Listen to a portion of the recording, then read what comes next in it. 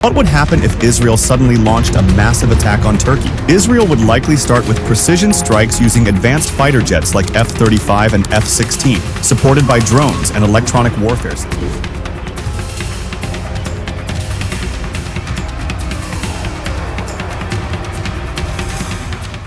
अभी एक बहुत बड़ी खबर निकलकर सामने आई। खबर यह है कि इजराइल ने तुर्की के इलाकों पर अटैक कर दिया। जी हां, तुर्की पर अटैक की खबर है। पिछले 15-20 दिनों से जुबानी जंग दोनों के बीच चली रही थी। तुर्की बार बार कह रहा था कि मैं ईरान नहीं हूं, ये ध्यान रखना, हम जो करेंगे उसे संभाल नहीं पाओगे, और तुम्हारा जो दोस्त है अमेरिका वो तो बिल्कुल नहीं, क्योंकि वो नेटो सदस्य देशों के संगठन में शामिल है, हम भी, ये ध्यान रखना। फिर ये मत कहना कि बताया नहीं। लेकिन इन सब के बीच इजराइल ने नया मोर्चा खोला, ऐसी खबर है। खबर तो यह भी है कि इसी बीच आनन फानन में अमेरिका ने अपना एक युद्धपोत उस इलाके से वापस बुला लिया, जिसे खास तौर पर ईरान को डराने धमकाने या फिर नाकेबंदी के लिए तैनात किया गया था। कौन सा ये युद्धपोत है बताएंगे तो सही। लेकिन इस सब के बीच आखिरकार एक और देश ने अपनी सरकार के सामने घुटने टेके हैं। शुरुआत में इजराइल और अमेरिका का समर्थन कर रहे थे, लेकिन अब आगे आकर इजराइल का विरोध भी किया, और एक नए मामले में जो मामला चल रहा है नेतन्याहू के खिलाफ, इजराइल के खिलाफ, उसमें शामिल हुआ है कि वो भी अब चाहता है कि इजराइल को तगड़ी सजा मिले। और भी कई महत्वपूर्ण खबरें, कहां कहां हिजबुल्लाह ने नए हमले किए हैं। नमस्कार, मैं हूं प्रज्वल गौतम और आप देख रहे हैं the live TV. The live TV, सच सबसे आगे।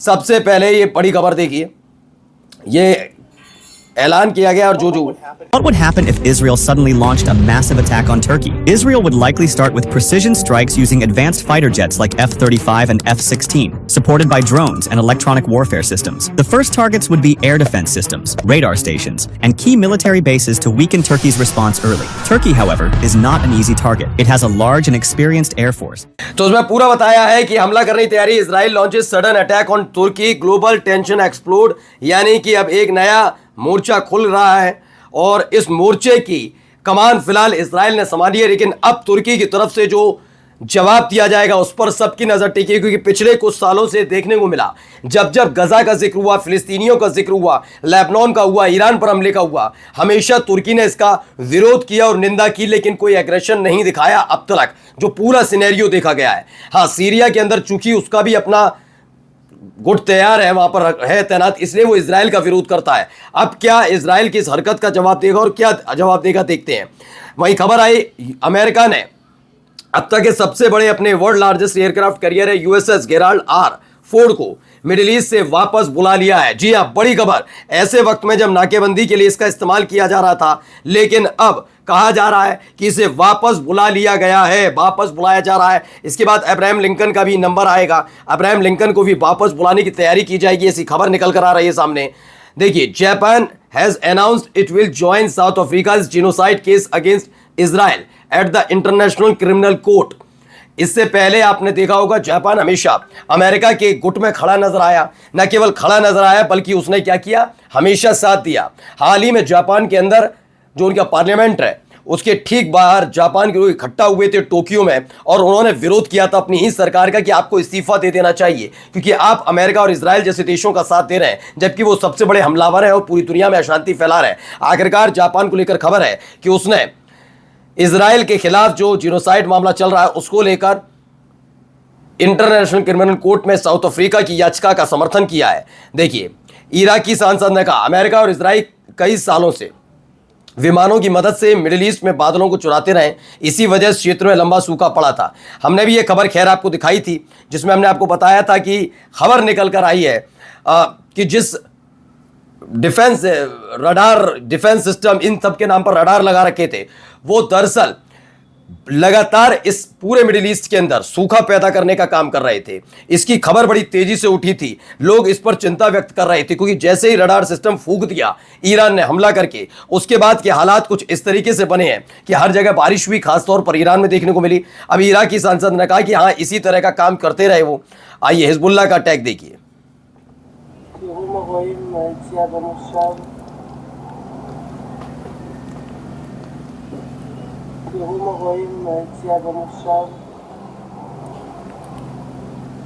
तो हमले लगातार हो रहे हैं, इसीलिए वीडियो दिखा रहे हैं आपको। देखिए क्या, Hezbollah drone hit an Israeli military vehicle in the Galilee एक अब गैलीली में एक बड़ा हमला हुआ, हिजबुल्लाह ने ड्रोन अटैक किया है, इजराइल के मिलिट्री व्हीकल पर यह अटैक हुआ है। ये देखिए और भी देखिए।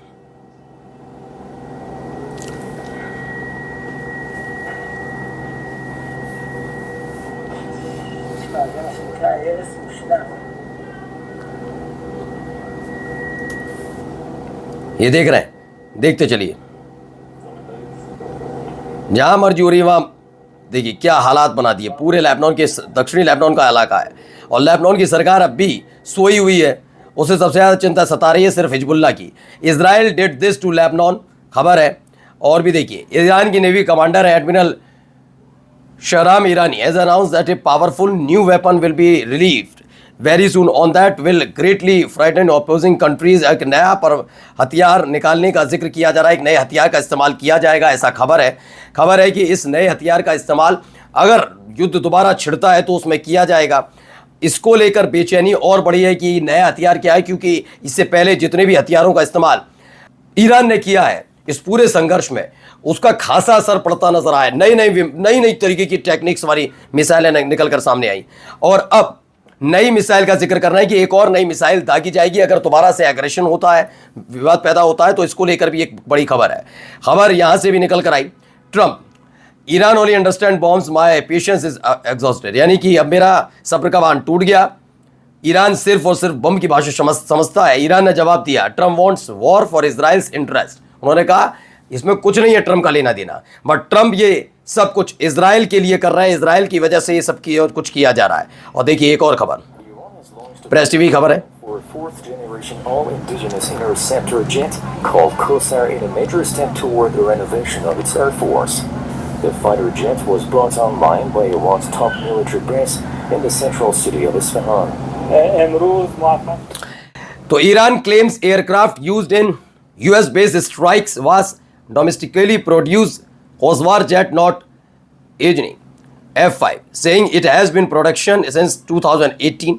उन्होंने कहा, ईरान ने कहा कि aircraft used in US based strike हमने F5 का इस्तेमाल नहीं किया, कोवसार जेट का इस्तेमाल किया था जो नॉर्मली बना है, हमने F5 का इस्तेमाल नहीं किया। लगातार ये खबरें आ रही थी और ये बताया भी जा रहा था कि F5 का इस्तेमाल किया गया है, लेकिन खुद अब ईरान ने ऐसे खारिज किया है कि ऐसी कोई खबर नहीं है, ऐसा कोई मामला नहीं है। हमने 2018 में जिस विमान का प्रोडक्शन शुरू किया, ईरान का ये डोमेस्टिक प्लेन है, उसका इस्तेमाल किया, उसी वही है ये, और कुछ नहीं है। ठीक है ना, अब जरा सुनिए मार्को रूबियो को सुनिए।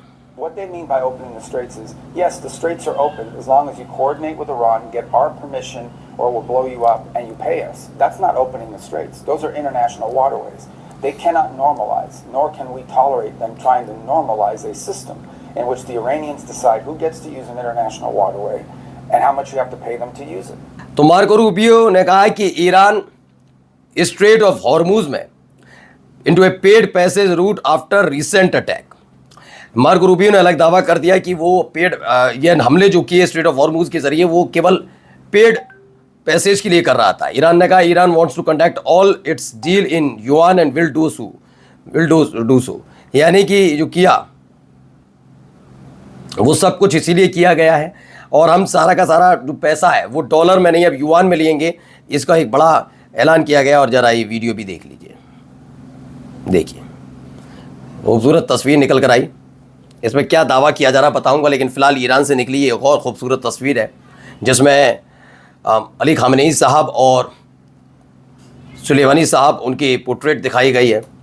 खबर है कि इरमान शहर में ईरानियों ने इस्लामिक क्रांति के शहीद नेता आयतुल्लाह सैयद अली खामनेई की तस्वीर शहीद ईरानी commandant lieutenant general Qasim Soleimani के साथ दिखाई है। प्रेस टीवी की ये खबर है। नमस्कार।